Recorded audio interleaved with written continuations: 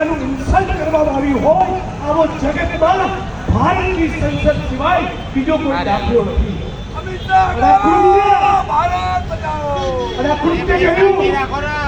ભારતના ગૃહમંત્રી અમિત ચંદ્ર શાહે અને એટલા માટે આપણે આજે કહેવા માંગીએ છીએ કે તમે પાર્લામેન્ટમાં બોલ્યા कि अंबेडकर अंबेडकर अंबेडकर करना फैशन है.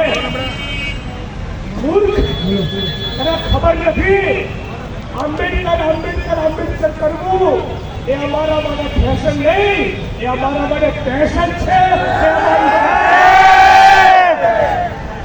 અને એને કીધું કે અંબેડકર અંબેડકર અંબેડકર કરવાને બદલે જો તમે ભગવાનનું નામ લીધું હોત તો 7 વર્ષ સુધી 7 જન્મ સુધી તમને સ્વર્ગ નસીબ થયું હોત. તો કહેવા માંગીએ છીએ કે સ્વર્ગ ગયું તેલ લેવા તારા સ્વર્ગમાં કોઈ નથી. અમારે જીવતે જીવ આ જન્મમાં અમારી ઉગાડી આંખે જોઈ શકીએ એક એવું ભારત જોઈએ છીએ જેની કલ્પના શહીદ આઝમ ભગતસિંહ, ज्योतिबा फूले, नारायण गुरुए, अय्यानकलीए, रामास्वामी पेरियारे અને ડોક્ટર ભીમરાવ બાબા સાહેબ આંબેડકરે કરી હતી. એવો સમાજ, એવો ભારત આજે જોઈએ છીએ. મર્યા પછીનું સ્વર્ગ નથી જોઈએ. અને એટલા માટે કહીએ છીએ કે સ્વર્ગ નર્ક તમને મુબારક. અમારે તો આ હિન્દુસ્તાનમાં, ભારતમાં અસ્પૃશ્યતાની નાબૂદી થાય, સમાનતાની સ્થાપના થાય, માનવતા હોય, કોઈ રબારી, કોઈ ખોડી, કોઈ ઠાકોર, કોઈ દલિત, કોઈ દેવી પૂજક, કોઈ કુર્મી, કોઈ કાયસ્થ, કોઈ રેડ્ડી, કોઈ યાદવ, એવું નહીં. એક સ્ત્રી અને પુરુષ, સર્વ સમાજના લોકો, સર્વ જ્ઞાતિ અને ધર્મના લોકો ફક્ત તમામ ઓળખો છોડી ભારતવાસી બની જાય એવું ભારત મર્યા પછી નહીં, અત્યારે હાલ જોઈએ છીએ. આજે આપ તમામ લોકોની સમક્ષ એ પણ કહેવા માંગુ છું કે મેં ટ્વીટ કર્યું તો મને આસામની જેલમાં નાખ્યો અને ત્યાં મહિલા પોલીસ મારી જોડે બેસાડી એના માધ્યમથી છેડતીની ફરિયાદ કરી.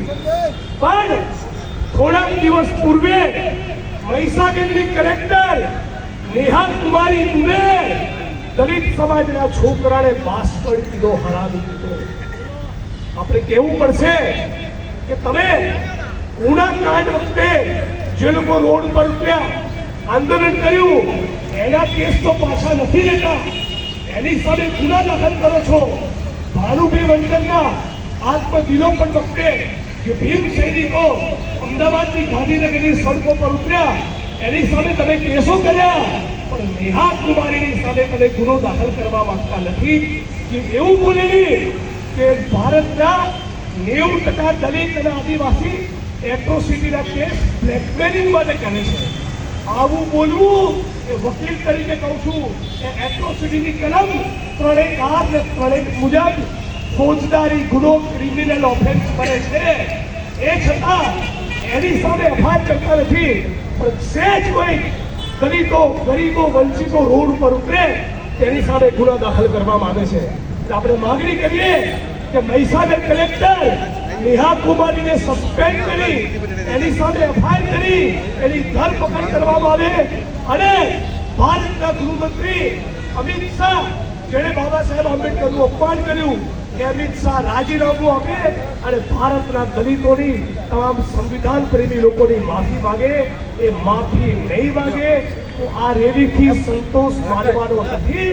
અને આખા ગુજરાતના અને ભારતના દલિતોને, આંબેડકરવાદીઓને, બહુજનોને અપીલ કરીશું કે આવો આખા ભારતમાં નવો ઇતિહાસ બનાવીએ અને આ વખતે 14મી એપ્રિલ ગુજરાતમાં અને અમદાવાદ શહેરમાં ઉજવીએ અને અમિત શાહને મુંડો જવાબ આપીએ. આવનારા દિવસોમાં એવી તૈયારીમાં લાગવાનું છે.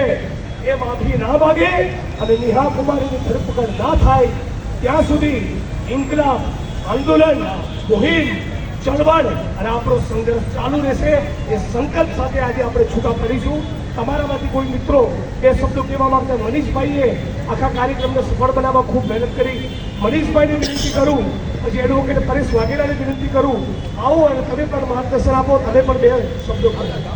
મનીષભાઈ સંદર્ભા વેજલપુરના આપણા લડાકો સાથી.